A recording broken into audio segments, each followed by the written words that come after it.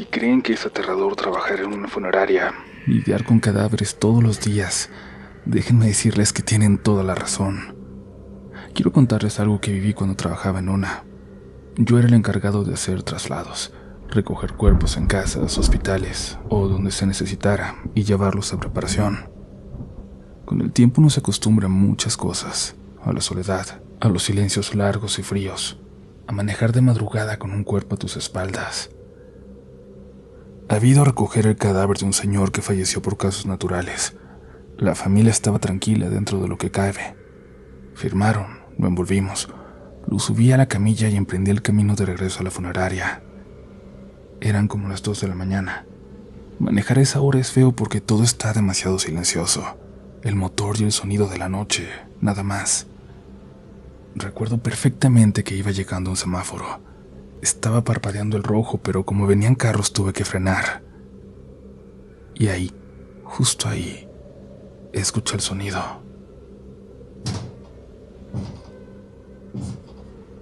Atrás, un movimiento seco, como si algo se hubiera movido en la camilla. Un deslizamiento, como si algo pesado hubiera girado apenas. Por supuesto que pensé primero en lo lógico. La bolsa quizás no quedó bien ajustada o la camilla se movió, aunque yo siempre la sujetaba bien. Me forcé a pensar así.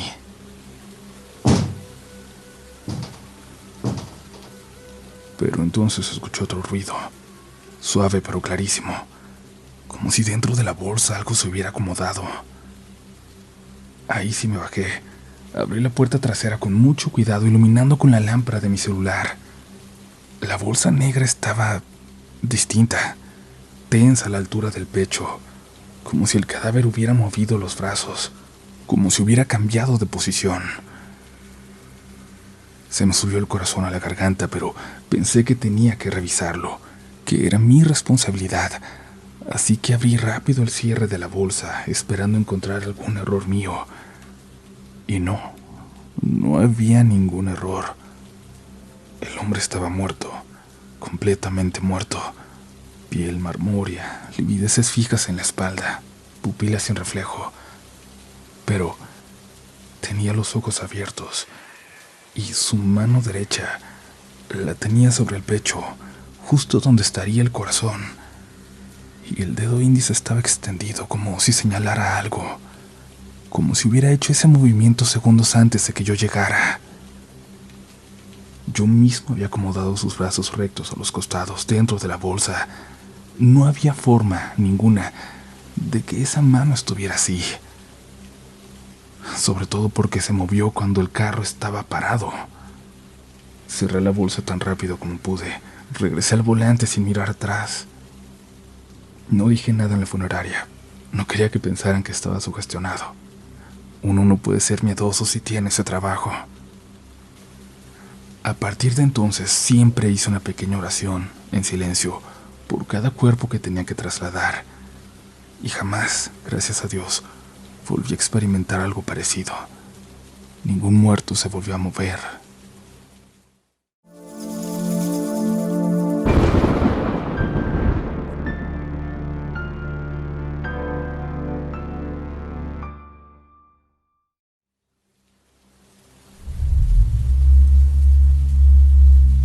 Muy buenas noches, comunidad.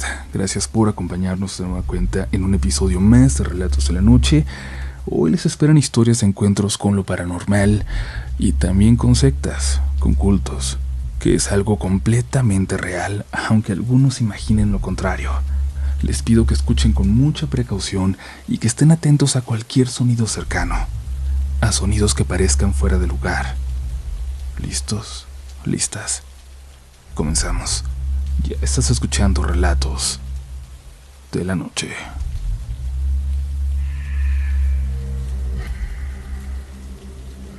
Mi esposa me permitió contar esta historia siempre y cuando no dijera nombres ni ubicaciones exactas. Lo único que puedo mencionar es que pasó cuando ella era niña, en una casa que tenían sus abuelos a las afueras de Avándaro, un pequeño poblado turístico cerca de Valle de Bravo, en el Estado de México. Para que se den una idea, creo que fue por ahí cerca donde se grabó Vacaciones del Terror. Esa casa yo no la conocí. Ella dice que era vieja, de hace muchos años, con paredes gruesas, techos altos y un patio trasero enorme, lleno de árboles, donde siempre había sombra aunque fuera mediodía. Sus papás iban seguido, eran muy unidos a los abuelos, y cada que podían se escapaban allá para descansar, así que ella tenía muchos recuerdos bonitos de ese lugar. Los paseos al lago, las noches frías, el olor a leña quemada, los juegos en el patio con sus primos. Nunca hubo nada raro, nada que diera señales de lo que pasó esa vez. Todo comenzó por un accidente. Su papá viajaba a Hidalgo con un amigo para resolver un asunto de trabajo y en la carretera tuvieron un choque bastante fuerte. No fue fatal, pero sí lo suficiente para que su mamá saliera de inmediato a verlo. Todo fue tan rápido que no había tiempo de planear quién se quedaba con ella. Una vecina se ofreció a llevarla con los abuelos, a la casa que ella ya también conocía. Por mientras, dijeron, y es que su mamá no sabía si todo se resolvería en una noche o si pasarían días afuera. Dice que era una tarde gris, como de lluvia, aunque no llovió, y que el camino se sintió raro, feo. Ella no sabía por qué. Tal vez porque era la primera vez que iba sin sus papás. Tal vez porque la vecina, aunque buena onda, iba demasiado callada. Tal vez porque en ese momento no le dijeron lo grave que fue, pero aún así sabía que su papá estaba mal. Cuando llegaron a la casa de sus abuelos ya estaba por oscurecer, y desde que cruzaron el zaguán, algo se sintió fuera de lugar. Sus abuelos salieron a recibirla, pero no como siempre, no con el entusiasmo que siempre mostraban. No, salieron tensos, con el ceño fruncido, como sorprendidos de verla y no por gusto. La vecina les explicó lo del accidente y que su mamá había tenido que irse de inmediato, pero ellos ni siquiera preguntaron por el papá, ni por el amigo, ni si estaban bien. Lo único que dijeron fue: no debieron traerla así, avísenos antes. Mi esposa, que tan solo era una niña, no entendió nada. Pensó que le estaban regañando a ella, que tal vez era su culpa, pero no sabía cómo podía ser lo que su papá hubiera chocado. Sin embargo, así se sintió, como si estuvieran molestos con ella. La vecina se fue muy rápido, y los abuelos le dijeron a ella que era mejor que descansara, que había tenido un día muy movido. Pero mi esposa recuerda perfecto que no era un tono cariñoso. Era como si quisieran sacarla del camino, como si les estorbara.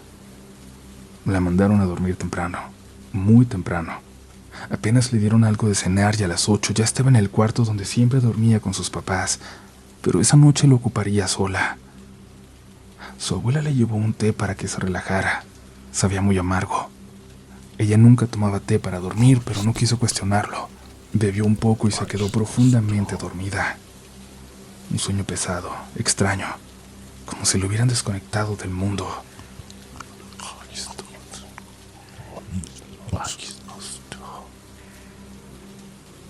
No sabe cuánto tiempo pasó cuando algo le despertó.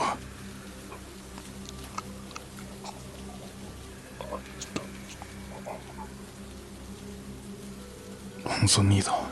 No sabe si fue un golpe, un susurro, su nombre. Pero algo la jaló de ese sueño tan profundo. Abrió los ojos y el cuarto estaba en penumbra, iluminado solo por la luz del pasillo que se filtraba por debajo de la puerta. Escaneó rápido la habitación buscando la voz y vio algo. Pensó que era un niño sentado en la esquina, una forma chiquita, encorvada. Pero cuando escuchó la voz entendió que eso no era un niño. Sara. La voz era rara, como si intentara imitar una voz humana sin lograrlo. Ella se incorporó rápidamente y la figura se levantó también, y entonces lo vio bien. Para nada en un niño. Era alta, muy alta. Una figura desnuda que tenía cuerpo humano, hombros, brazos, torso, pero la cabeza era la de una cabra grande, con el pelo corto, los ojos como muy abiertos, y respiraba. La respiración era lo que más miedo le dio.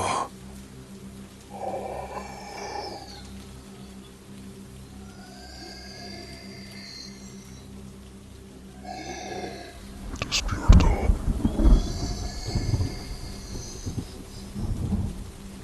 La figura levantó una mano como hacia ella y le dijo: «Despierta». Y de alguna forma ahí volvió a abrir los ojos, como si hubiera despertado de nuevo, y está otra vez acostada en la cama. Solo que esta vez la puerta del cuarto estaba entreabierta, y ella recuerda perfectamente que sus abuelos se la habían cerrado por fuera. Alguien la había abierto. Y justo cuando volteó hacia la puerta, vio algo saliendo del cuarto, algo alto, para nada como sus abuelos, que eran muy chiquitos, y se movía despacio, como flotando o arrastrándose. No vio la cara, pero estaba segura de que era la misma figura que acababa de ver en su sueño, solo que ahora estaba completamente convencida de que lo que vio era real. Y escuchó cómo ese algo avanzó hacia el jardín. Ella, sin saber por qué, se acercó a la ventana. No quería ver, pero al mismo tiempo tenía la necesidad de asomarse, y lo que vio la dejó sin aliento. Había varias personas en el patio. No alcanzó a ver cuántas exactamente, pero al menos eran 6, 7. Estaban de pie formando un círculo. Tenían capas rojas, de un rojo que resaltaba incluso en la oscuridad, y aunque llevaban esas capas, se notaba que sus piernas y que parte del torso estaban desnudos. Algunas velas iluminaban el patio apenas, pero lo suficiente para que ella viera las sombras, los cuerpos, el vapor del frío saliendo de su respiración. No podía escuchar bien, pero había un sonido, como un canto bajo, irregular. No eran palabras, o al menos no palabras que ella conociera. Sintió que algo dentro de ella se congelaba. Se tapó la boca para no hacer ruido, cerró la cortina y se escondió bajo las cobijas. No sabe cómo, pero se logró volver a dormir. Al día siguiente sus abuelos actuaban como si nada, como siempre. Le prepararon desayuno, le hablaron con cariño, le preguntaron si había dormido bien, como si no hubieran escuchado nada, como si ellos no hubieran estado ahí. Años más tarde murieron. Nunca hubo rumores raros sobre ellos. Nunca se mencionó nada sobre grupos extraños, rituales, cultos, nada. La única cosa curiosa fue que la casa la heredaron a una pareja de vecinos, no a la familia. Fue tema por varios meses, pero luego lo dejaron pasar. Respetaron su decisión. Mi esposa nunca volvió a Vándaro. No quiere. Ni siquiera por casualidad pasa por ahí. Y nunca le dijo a su mamá o a su papá lo que vio. Pero hay algo más. La razón por la que me contó toda esta historia. A veces todavía sueña que está en ese cuarto, en esa casa, asomada en la ventana, y las figuras de ese culto están ahí, como esperando a que ella salga y se les una, esperando que despierte.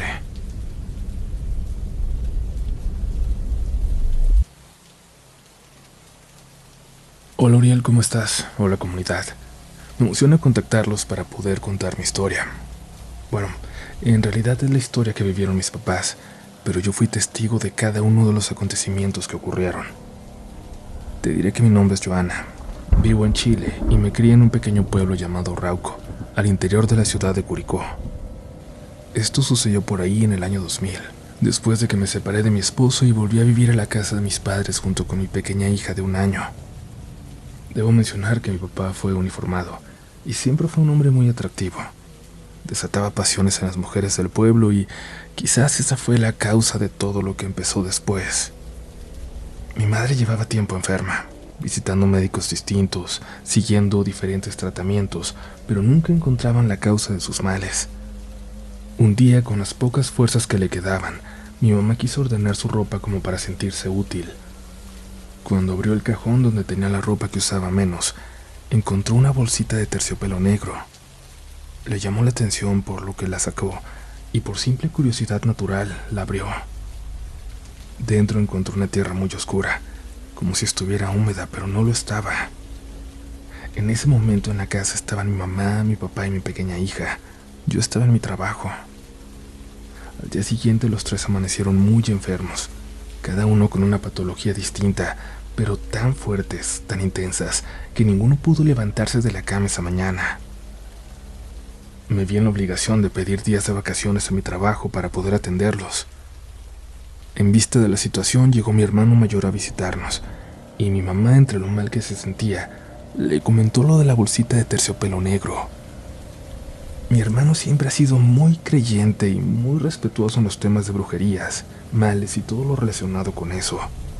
Yo era escéptica hasta ese momento, así que él tomó la bolsita con guantes, con mucho cuidado, la echó dentro de una bolsa plástica y se dirigió a la casa de una señora a la que siempre acudía cuando tenía situaciones extrañas. Dice mi hermano que al llegar, sin que él le comentara nada, la señora, que se llamaba Patricia, le dijo: «Mijo, usted trae algo fétido, trae pestilencia, me trae algo muy malo». Mi hermano le entregó la bolsita y le contó todo, a lo que la señora respondió: «Eso es tierra de cementerio. Lo bueno es que quien puso esta peste en su casa es inexperta y no sabe cómo hacer el mal completo. No está bien conjurada. Si no, su mamá ya no estaría en este plano». La señora Patricia citó en su casa a mis papás. Cuando lograron sentirse un poco mejor, la visitaron. Ella les indicó encender unas velas, rezar unas oraciones y realizar ciertos rituales, además de lo que ella comenzaría a trabajar desde su casa. Y así lo hicieron. Recuerdo que lo último que hizo mi papá fue llevar los restos de una de las velas, tirarlos en un camino de tierra y caminar sin mirar atrás. Posterior a eso, la señora Patricia nos informó que la persona que había realizado el mal era una mujer joven que quería sacar a mi madre de la vida de mi padre para quedarse con él, pero que el trabajo se había interrumpido a tiempo gracias a ella y a los rituales que mis papás siguieron al pie de la letra. Yo hasta ahí aún me mantenía un poco incrédula. Pasó aproximadamente un mes. Mi mamá mejoraba lentamente y el ambiente en la casa se sentía más liviano. Pero de pronto comenzaron a morir las gallinas que mis papás tenían, una por una. Yo, ya creyendo un poco más en lo que estaba pasando, visité a la señora Patricia para preguntarle qué estaba pasando. «Mija, el mal se descarga con los más débiles de la casa. En este caso son los animales y aves que tienen. Menos mal que son varias. Así también está protegida tu hija», me dijo. Además agregó: «Cuando alguien hace un mal, una brujería o un hechizo, todo se devuelve, por lo que esta persona tendrá su merecido». Esa última frase me pareció sobreactuada, exagerada, hasta divertida, como de película, así que no hice ningún comentario. Tal como ella sentenció, las gallinas siguieron muriendo, una a una, hasta completar las 22 que teníamos. Respecto a la persona que quiso hacerle daño a mi mamá, especulamos muchas veces, analizamos actitudes tratando de descubrir a la culpable.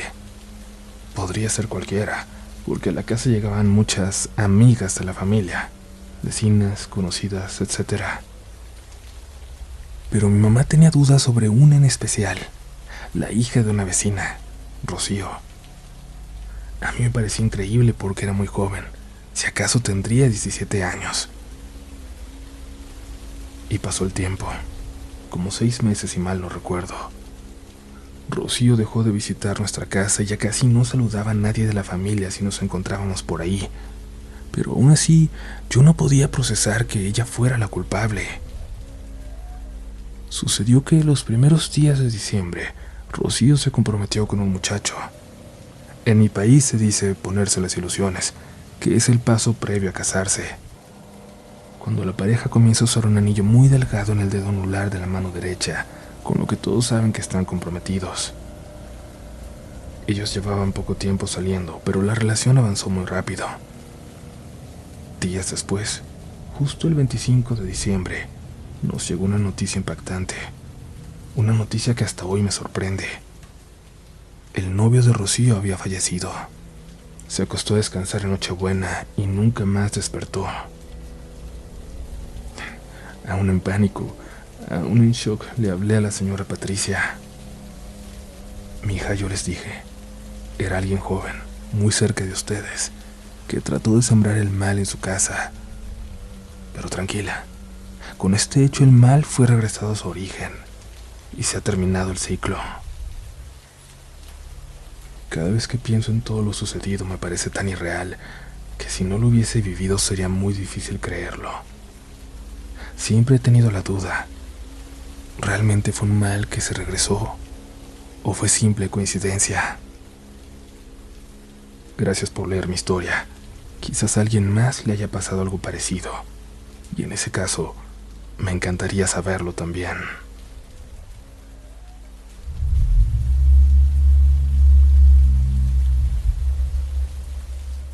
Gracias por seguir por aquí, comunidad. Y antes de continuar con la siguiente historia, recuerden revisar que estén suscritos a este espacio. A veces el internet nos juega bromas y hay gente que jura que de pronto se da cuenta de que ya no sigue canales que le gustan, incluidos Relatos de la Noche, así que échenle un vistazo rápido y activen las notificaciones para que les llegue siempre una en cuanto salga nuevo episodio. Y si aún no te suscribes, pues este es el momento, esta es la señal de que tienes que hacerlo. También puedes seguirnos en las redes oficiales, en Instagram y en TikTok, sobre todo estamos como RDLN Oficial, ese es el @, y el título siempre va a ser Relatos de la Noche, porque luego hay algunas cuentas piratas, bueno, hay muchas cuentas piratas, y algunas quieren engañar a la gente poniéndose @Relatos de la Noche Oficial, @Relatos de la Noche 1, y hemos visto que algunas se ponen de nombre RDLN Oficial, pero no es el @. Entonces, nada más para que pongan atención, las cuentas oficiales siempre van a ser las únicas que les compartimos por aquí.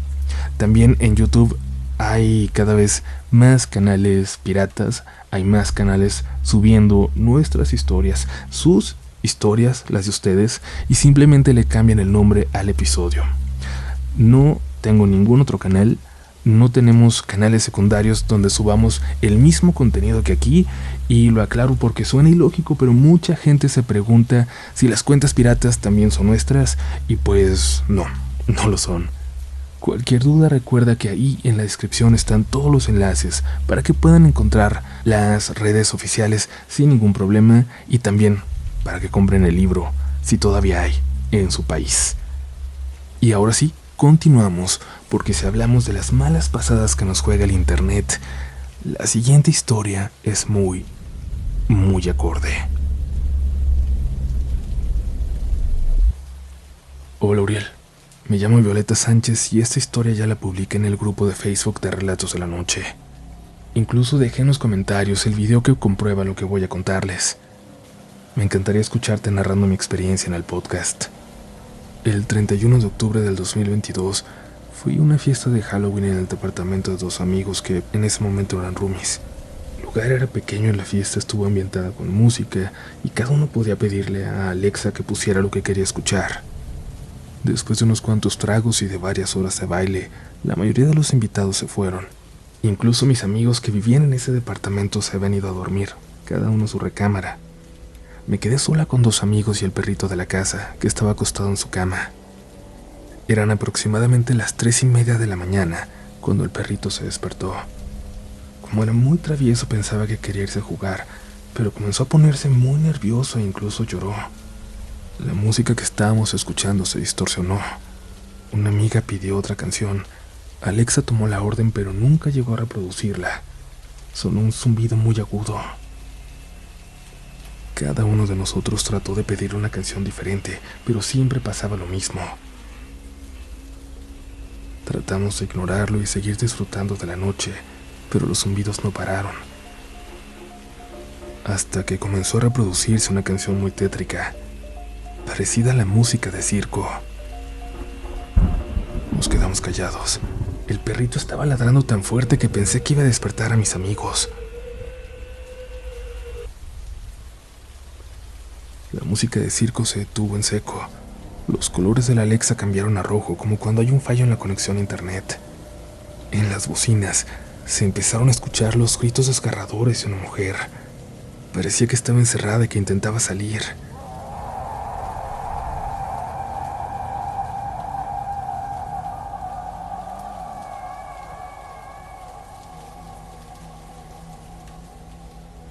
Además de sus gritos horribles, alcanzamos a escuchar voces de distintas personas.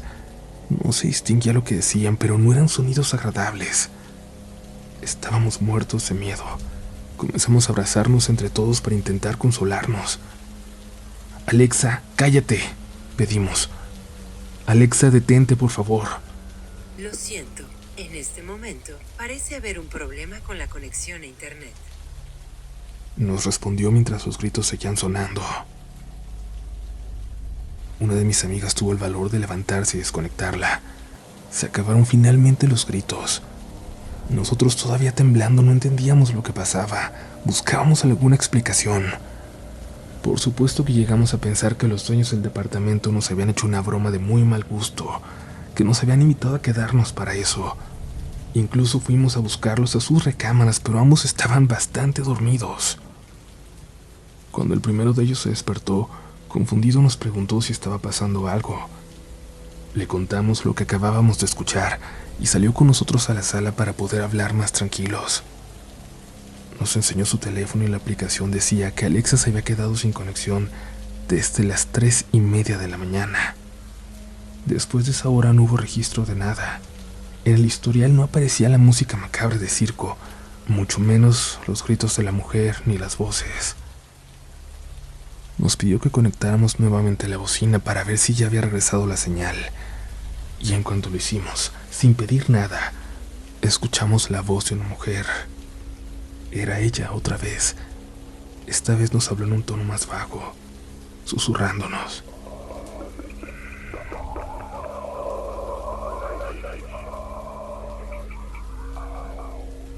Volvimos a desconectarla inmediatamente. ¿Escuchaste eso?, le dijimos. ¿Ahora nos crees? Hasta entonces nos contó que ya tenían varios días escuchando cosas en el departamento durante las madrugadas.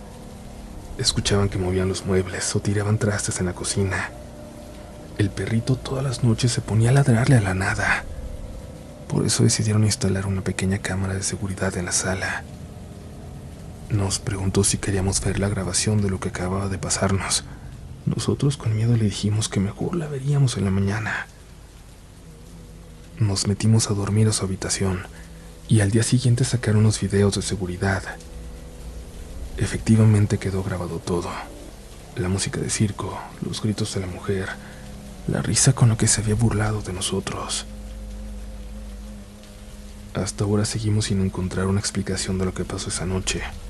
Mucho menos entendemos por qué su perrito, tan alegre y tan travieso, se había puesto a llorar, o por qué había estado tan incómodo desde antes de que se escucharan los gritos de esa mujer.